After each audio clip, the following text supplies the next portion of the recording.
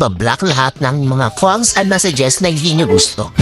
So kung gusto nyo hindi na matawagan at hindi na po makareceive ng mga messages from Ola or on the lending app na yan, so this video is for you guys.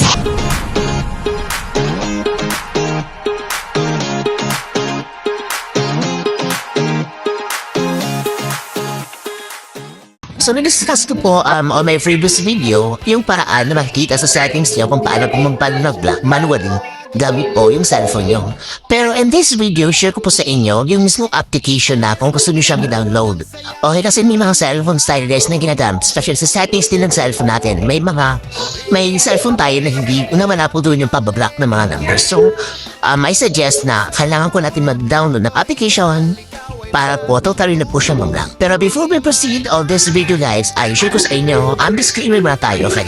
I make this video para hindi para po mag-tolerate sa inyo guys na hindi magbayad po ng utang, okay? Kasi po yung, sabi ko ang pagbabayad po ng utang, pagpapakita po na po yung useful something ta. Pero I'm not saying na hindi ka na po ganun. Okay, kasi magkaiba po yung wala pabayad sa hindi nagbabayad, okay?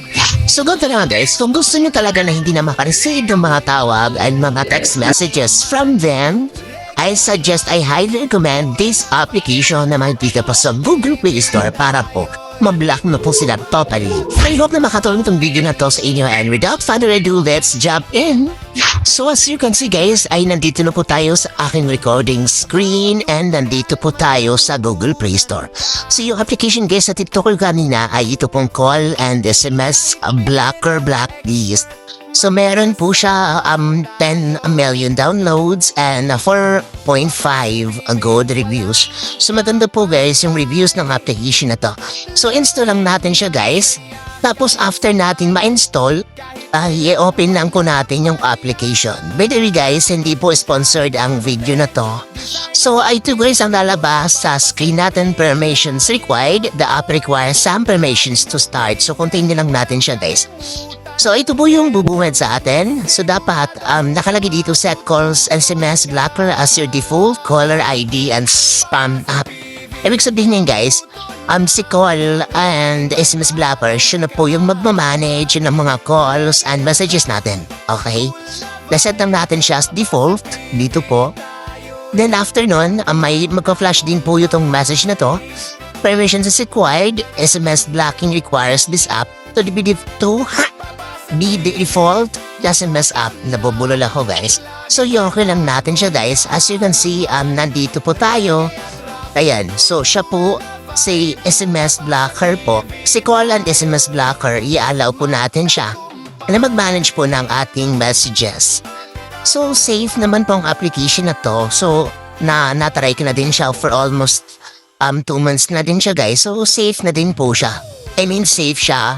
Kasi nasubukan ko na siya. And ayun, share ko lang sa inyo. So set lang natin siya as default. So wait lang natin siya guys na ma-set. After pa natin ma-on ang permissions ng app ito. Ayan, so nandito na tayo sa mismong loob ng application. Nandito po yung blacklist. Ito po siya. Tapos logs. Okay. Calls and messages that have been blocked will appear here. Okay. Lahat po ng mga na-block po ng app na to ay dito po siya papasok sa log. Okay, dito po sa log. Tapos dito din po sa messenger, nakikita din po natin yung mga pumapasok dito ng mga messages. So yung ituturo ko sa inyo kung paano ma-block po yung mga tawag and messages ng mga Ola ay punta po tayo dito sa 3 dots po dito. Dito po siya. Pindutin po natin siya. Tapos silalabas po dito yung options po. So makikita natin dito guys ang settings. Pindutin po natin yung settings. Ayan. So makikita natin dito guys na notifications for block calls and messages. So dapat naka-on po siya guys. Ayan. Dapat naka-on po yan.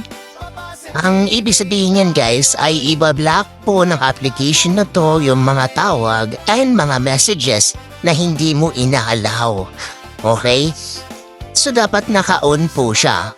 Ibig sabihin po na pag in-on po natin yan is automatic na po yan na hindi tayo makaka-receive ng mga tawag and mga messages from the unknown numbers.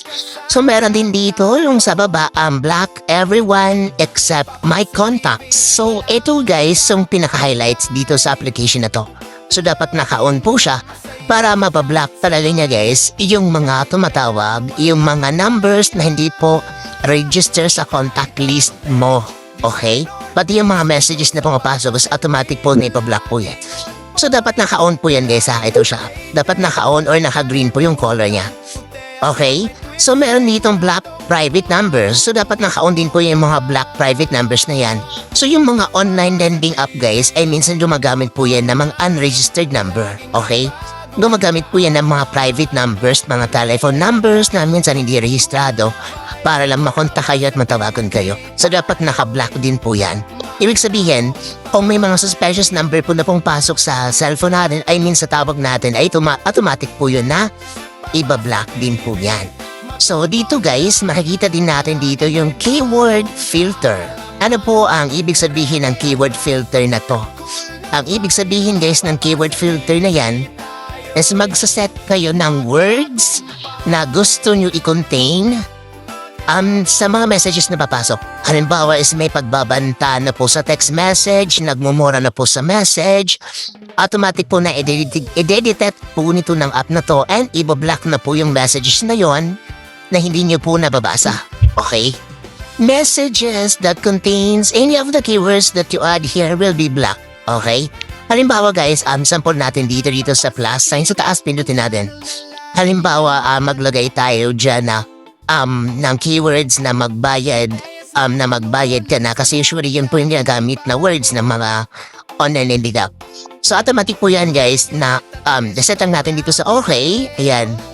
So ayan, yung words na yan, once na mabasa, na ma-filter po ng application na to sa message na may nakalagay na magbayad, automatic po yan guys na ibablock ng application na to. So yun yung kinalandahan sa app na to guys. So okay, sana naintindihan niyo po lahat.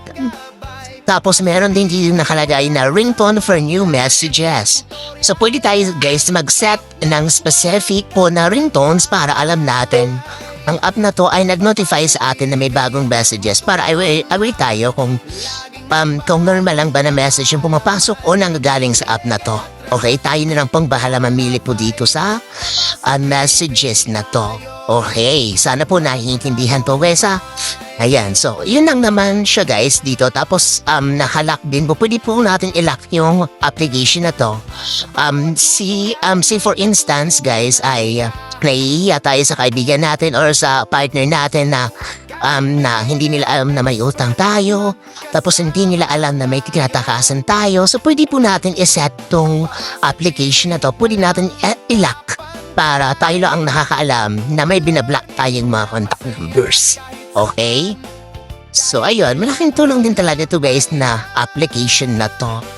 So dito po sa white lies, as you can see meron po nakalagay dito white list. Dito sa white list, ayan. Incoming calls and messages from the white list will always be allowed at all times regardless of the app settings and even when a do not disturb mode is active. Okay, ano po ang ibig sabihin nito? Ang ibig sabihin nito ay ito po yung mga contact numbers na pinapayanan natin. Okay? Na pinayagan natin sa ating permissions. Ibig sabihin po, halimbawa po si asawa nyo, pinayagan nyo na mag-receive ng tawag, anak nyo, or any member of your family. Okay? So dito po siya mag-a-appear. Okay? So yun lang naman guys. I hope na nakatulong po ang video na to for you guys. That's it for today's video guys. I hope na nakatulong tong video nito. And please don't forget to share, like, and subscribe sa video nito. And share mo to sa mga friends mong panahop ha. Okay, yun naman. Thank you. God bless and stay safe.